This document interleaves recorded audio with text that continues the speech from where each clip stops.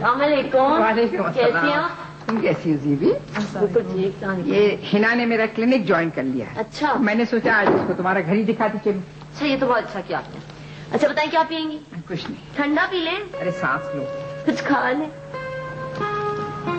मुझे ऐसा लग रहा है जैसे मेरी बहन अभी भी यहीं पर है। तो तुम्हारी बहन की तरह हो ना। चलो बैठो।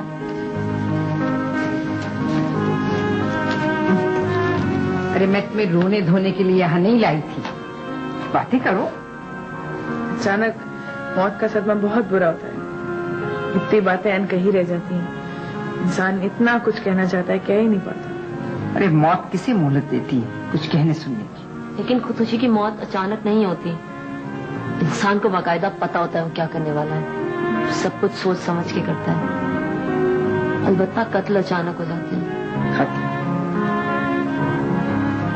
पता है, खुदकुशी करने से एक दिन पहले सबा मुझे कोई खुशखबरी देने वाली थी। खुशखबरी? हाँ, पता नहीं, कह ही नहीं पाई।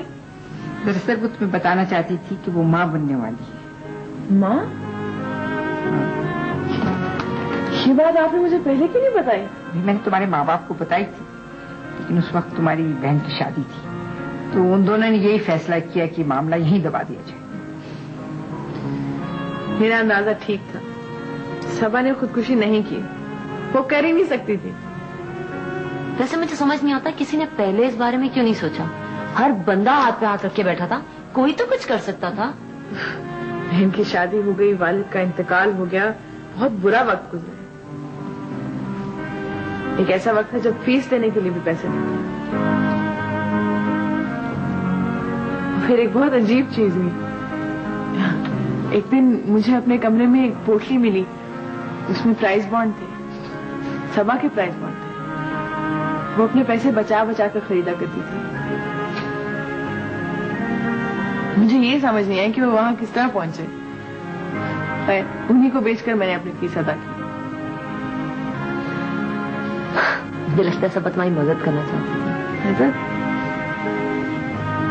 मगर मैंने तो कभी आपा के लिए कुछ नहीं किया। 7 साल पहले मुझे कहाँ इतनी अकल थी।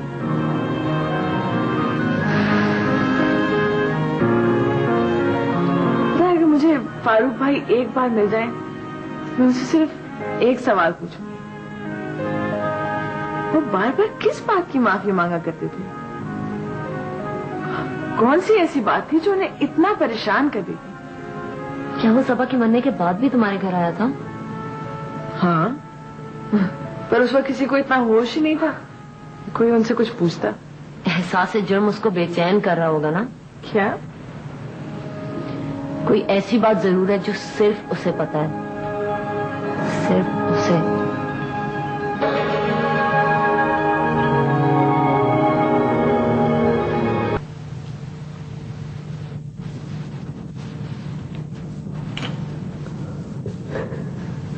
सबा, आई एम सॉरी।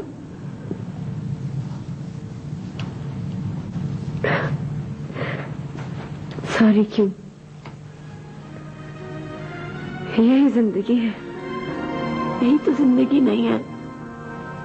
मैं तो अपनी बहन को गले तो लगा सकती। जो हो गया उसे भूल जाओ सभी। बोलना इतना आसान होता तो तुम यहाँ होती सबा। तुम इतना कुछ कर तो रही हो मेरे लिए। क्या किया है मैंने? क्या किया है मैंने तुम्हारे लिए? मेरे घर गई, मेरे घर वालों से मिली, मेरी मौत का सवाल दोबारा उठा रही हो उनके सामने। मेरी बहन का उसकी सोचों में साथ दे रही हो। ये क्या मामूली बात है? वो सब कुछ कर तो रही हो जो मैं करना चाहती थी। इन सब चीजों से तुम्हें तो कोई फायदा नहीं पहुंच रहा। तुम्हारी जिंदगी में कोई तब्दीली नहीं आ रही। तुम्हें जिंदगी तो नहीं मिलेगी वापस।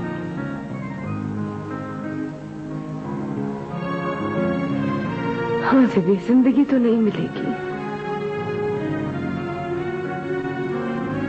लेकिन जेबी मैं तुम्हें अपने हालात से लड़ता देख रही हूँ और मेरे लिए यही बहुत है कि तुम मेरी जैसी नहीं होगी।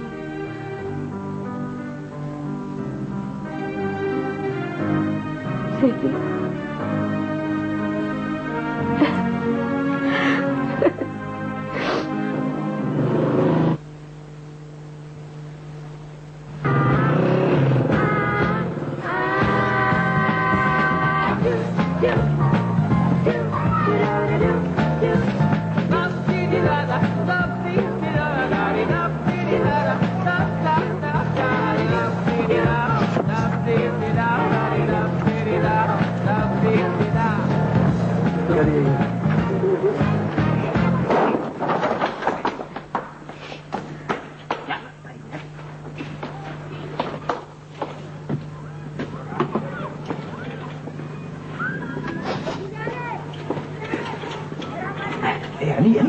क्या यार, बहुत मजे का आलू गोश्त पका हुआ है, 2 रोटी भी। इमरान, मैं तुम्हें तो किसी दावत पे नहीं लेकर आया हूँ।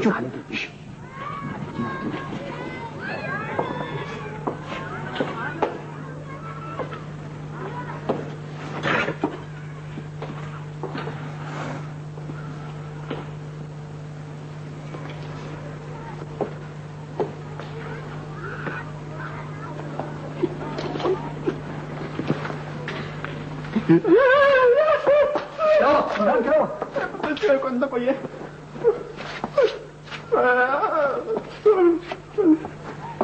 मेरे को माफ कीजिएगा भाई, मैं शायद आपके पेट पे बैठ गया था, माफ कर देना।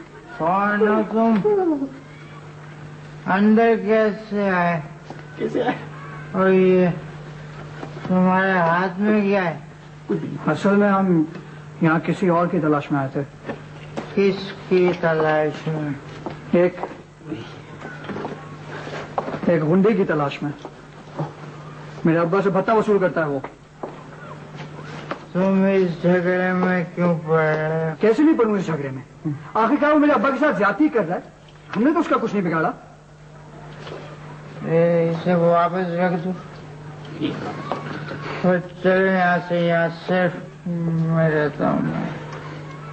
आप नशा करते? ए भाई, इन लोगों से बेतकल्लुफ नहीं होते, तेरी समझ में क्यों नहीं आती? अभी चलना है यार। देखो, तुम जिसकी तलाश में आए थे वो कभी कभार आता है यहाँ। क्या लगता है वो आपका? तुम्हें इससे कोई मतलब नहीं होना चाहिए। आप उसको समझा दें कि वो अपनी हरकतों से बाज आ जाए, वरना अच्छा नहीं होगा उसके लिए। अंकल, इसकी बदतमीजी को माफ कर दें, ये दिल का बुरा नहीं है। यार तू क्या कर रहा है यार? ये सही, मुझे तो वापस। ये बहुत खतरनाक चीज है, इससे जिंदगी खत्म हो जाती है। बड़े मजे की बातें कर लेते हो,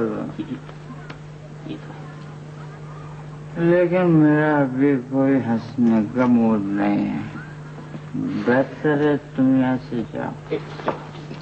मैं जिसकी तलाश में आया था उसका नाम क्या है?